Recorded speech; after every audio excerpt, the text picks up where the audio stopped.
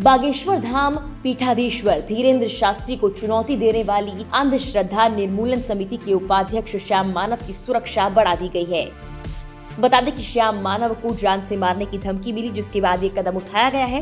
पहले श्याम मानव की सुरक्षा में महाराष्ट्र स्पेशल प्रोटेक्शन यूनिट के 2 जवान तैनात रहते थे, लेकिन अब एसपीओ के 2 जवानों के अलावा 2 गनमैन और 3 पुलिसकर्मी भी उनके साथ मौजूद रहेंगे।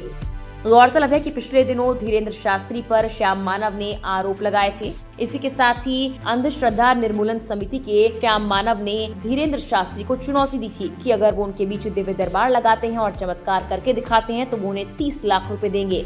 समिति का ये कहना था कि धीरेन्द्र शास्त्री दिव्य दरबार नाम से जो सभा करते हैं उसमें 2 कानूनों का उल्लंघन होता है। पहला 2013 का महाराष्ट्र जादू टोना विरोधी कानून और दूसरा 1954 का ड्रग्स एंड रेमेडीज एक्ट। इस चुनौती और आरोप के बाद विवाद बढ़ता चला गया और इस मामले में राजनीतिक दल भी कूद पड़े।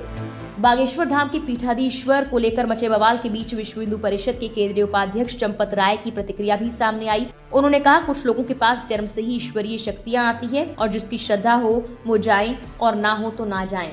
जहां कई भाजपा नेता और हिंदू संगठन शास्त्री का समर्थन कर रहे हैं, वहीं उत्तर प्रदेश में सुबह सपा अध्यक्ष ओम प्रकाश राजभर ने भी धीरेन्द्र शास्त्री का समर्थन किया।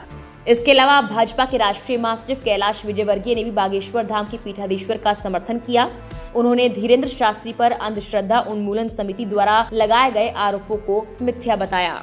धीरेन्द्र शास्त्री के समर्थन में दिल्ली में भी लोग समर्थन में उतर आए। इस बीच इस समर्थन में भाजपा नेता कपिल मिश्रा ने एक मीडिया चैनल से बातचीत करते हुए कहा कि जो भी धर्मगुरु, मठाधीश या कथावाचक धर्म परिवर्तन के खिलाफ बात करेंगे, लव जिहाद के खिलाफ खुलकर चर्चा करेंगे, हमारा कर्तव्य है कि हम उनके साथ खड़े हों। इसीलिए हम आज इस प्रदर्शन में शामिल हुए।